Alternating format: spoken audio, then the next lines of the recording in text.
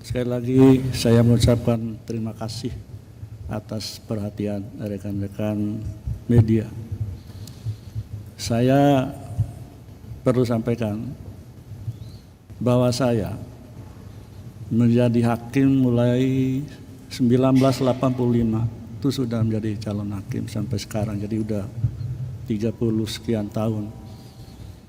Ya alhamdulillah, saya memegang teguh sumpah saya selaku hakim, memegang teguh amanah dalam konstitusi, undang-undang dasar, amanah dalam agama saya yang ada dalam Al-Quran, sehingga saya sering mengatakan dalam berbagai kesempatan bagaimana Nabi Muhammad SAW ketika didatangi oleh salah seorang yang bernama Usamah bin Zaid, diutus oleh bangsawan Quraisy supaya bisa melakukan intervensi, meminta perlakuan khusus karena ada tindak pidana yang dilakukan oleh salah seorang anak bangsawan Quraisy. Apa jawab Rasulullah SAW? Beliau tidak mengatakan menolak atau mengabulkan permohonan dari salah seorang yang diutus oleh bangsawan Quraisy itu. Beliau mengatakan, andaikan Fatimah anakku mencuri, aku sendiri yang akan memotong tangannya. Artinya menunjukkan bahwa hukum harus berdiri tegak, berdiri lurus, tanpa boleh diintervensi, tanpa boleh takluk oleh siapapun dan dari manapun. Alhamdulillah, dalam semua perkara sejak saya menjadi hakim, dan saya sesuai dengan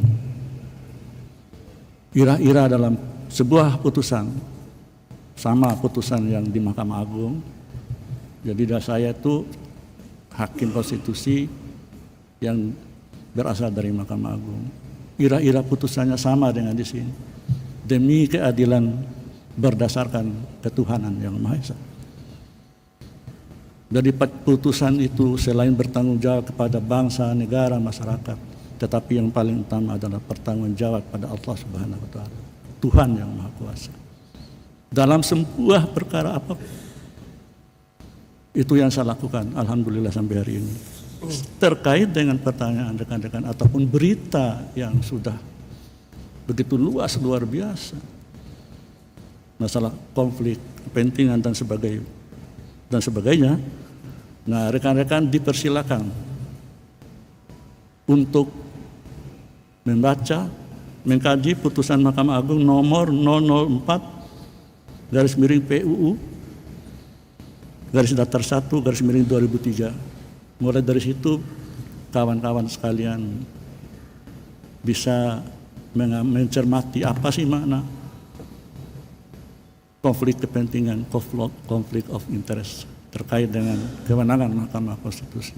Satu hal yang perlu disampaikan juga sebelumnya, dan nanti bisa baca dalam beberapa putusan Mahkamah Konstitusi, bahwa Mahkamah Konstitusi mengadili norma sebuah undang-undang, bukan seperti peradilan pidana atau perdata di Mahkamah Agung. Yang kedua, putusan nomor 5/PUU _4/2006. Yang ketiga, putusan nomor 97/PUU _11/2013. Dan yang keempat, putusan nomor 96/PUU _18/2020 Nah, pertanyaan adik-adik wartawan, rekan-rekan media bisa terjawab di sini. Kalau saya melihat secara panjang lebar, ya mungkin kita pada kesempatan ini dan nanti mungkin di majelis kehormatan. Tetapi yang pasti untuk mengetahui lebih awal apa sih makna konflik kepentingan di Mahkamah Konstitusi.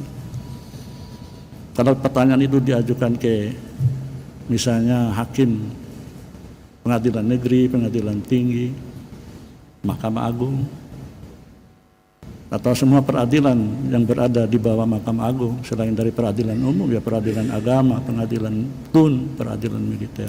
Tapi di sini sekali lagi yang diadili itu adalah norma pengujian undang-undang. Jadi norma abstrak itu jadi bukan mengadili fakta atau sebuah kasus. Itu yang bisa saya sampaikan. Nanti selebihnya tentu kami semua termasuk Yang Mulia Prof. Eni akan mempertanggungjawabkan pada Majelis Kehormatan Mahkamah Konstitusi. Mungkin itu. Terima kasih. Saya kembali kepada Yang Mulia Prof. Eni. Halo, selamat berjumpa dengan saya Anika, pembaca berita podcastnews.id. Saksikan terus konten-konten menarik dari kami.